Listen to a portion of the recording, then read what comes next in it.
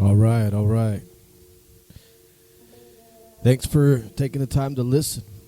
My name is Ariel Fernandez, and this is a short little segment. I'm going to be speaking about Robert Kennedy Jr. and his campaign for president in 2024.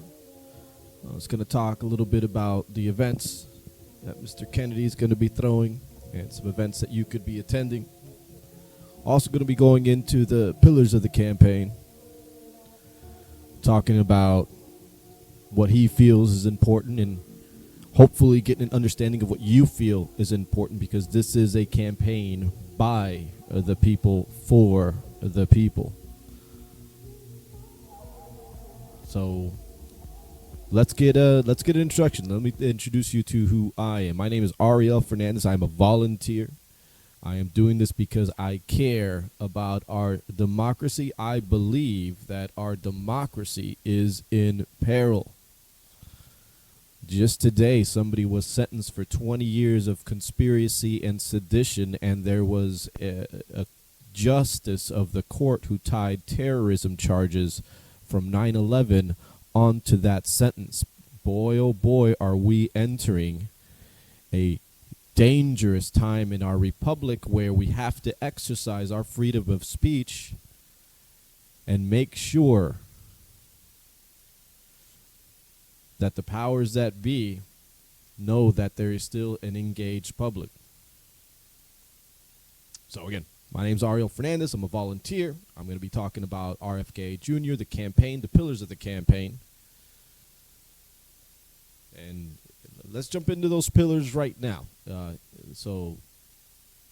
RFK Jr. is running on a common sense platform, and nothing too alarming if you're paying attention to what's going on in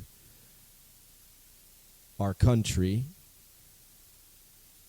It's reconciliation, reconstruction, making sure we take care of our environment, making sure that we protect our civil liberties. These are tenets I believe everybody should, if you're an American, you should get behind these, because this is what's going to save us and move us forward, propel us forward.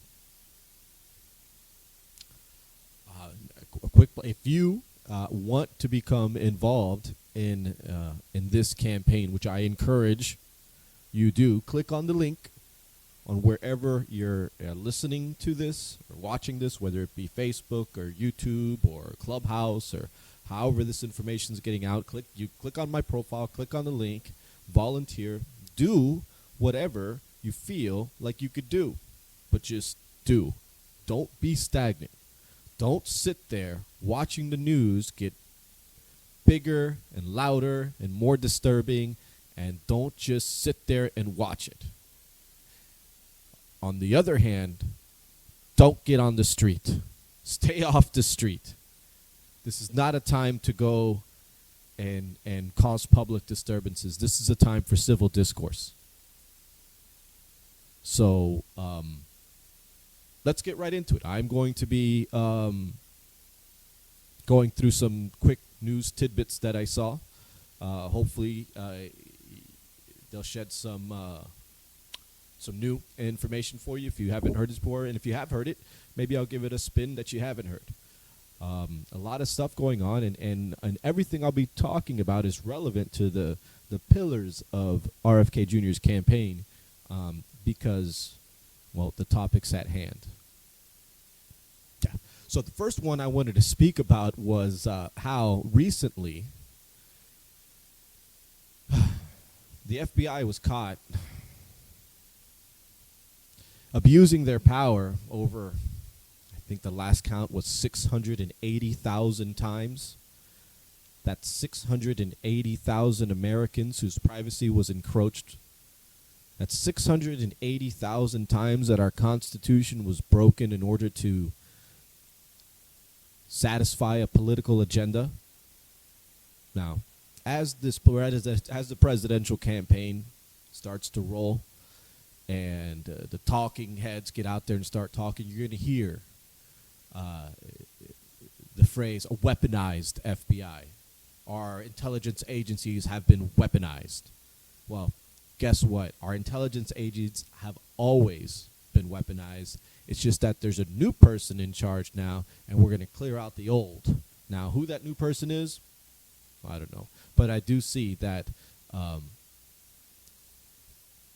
3 out of the 4 candidates, maybe 4 out of the 5 candidates, if you count Marianne Williamson, all want to shake up our intelligence agencies. What that means? Well, that's why we're having the conversation to find out.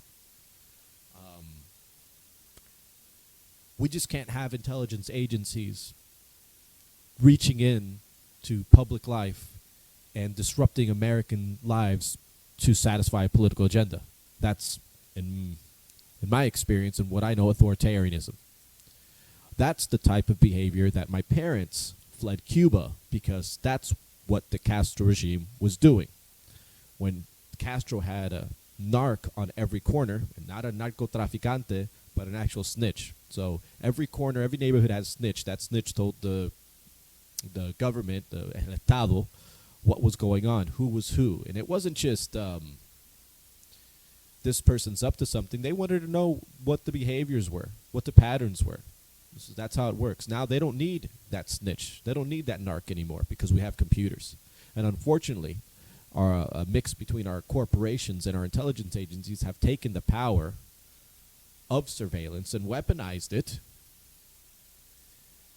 And they're not hiding it anymore.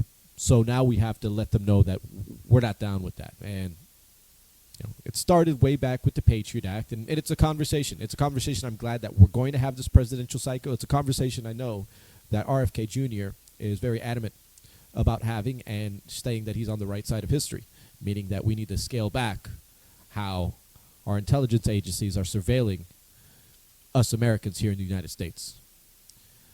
So I think that's something that, it's at least worth keeping an eye on. What's going to happen now that we know that the FBI has been breaking the law, and now that it's come out in a mainstream journal like the Washington Post, well, let's see what the next steps are. The other story that caught my attention these last couple days is something that's not new, and a lot of people have jumped on this. They've jumped onto this story, thinking it's some sort of conspiracy. But yeah, our senators have been issued satellite phones in case of a disruptive event. On its face, that makes sense. The fact that the media is deciding to publish it now in a time of such public anxiety makes me question the narrative. This isn't new. This happened a while ago.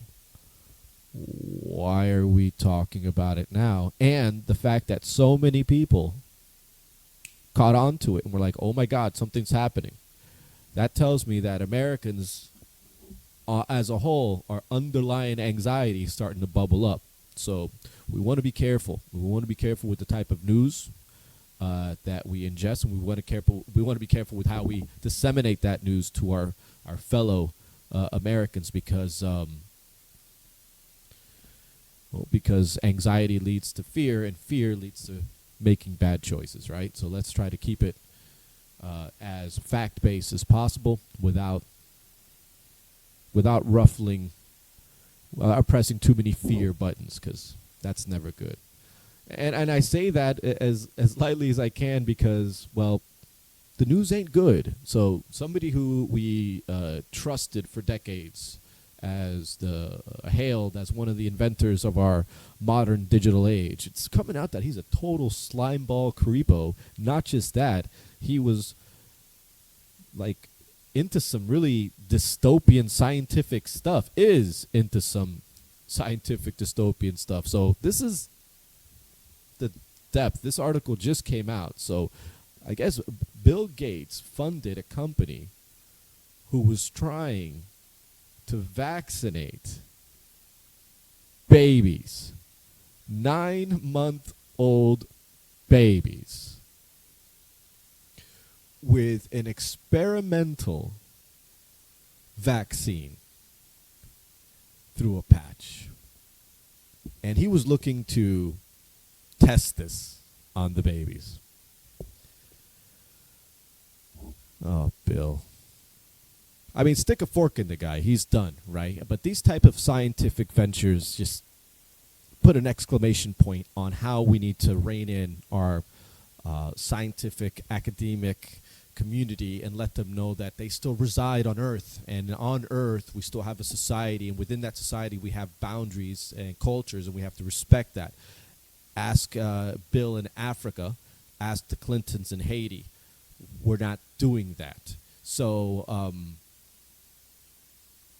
now that the information has come out about him, tying him to Epstein in a way that nobody, I believe, anticipated, he's going to lose his seat at the table, but that doesn't mean that his influence is going to go away anytime soon. So be careful who he's funding. Be careful with what he gets into. Bill Gates can easily turn into the next evil villain funding bad projects.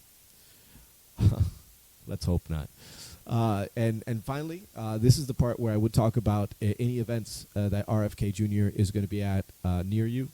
This is a page. I'm in Florida, so nothing on that front yet. As soon as there's more events here, as soon as I create events or I hear that the campaign's throwing events, I'll be talking about it a little bit. If you watch this, if you have an idea for an event, if you want to get involved, if you want to come to an event, please, like I said, go to the link.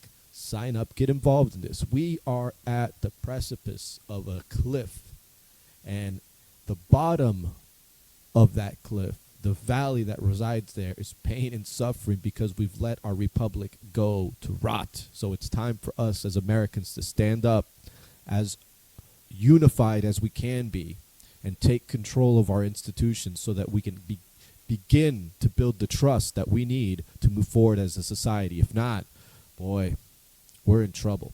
So what I believe is that the Kennedy campaign is going to allow us to have that conversation, a substantive conversation about our culture, about science, about economy, about our place in this globe. So thanks for paying attention. If you're still watching, you're awesome. If you're still watching, you definitely should go click, sign up, get in contact with me. I'll plug you in, and we're going to get to work for Bobby Kennedy the best we can. All right, well, with that said, I want to wish everybody a great day. Bye-bye.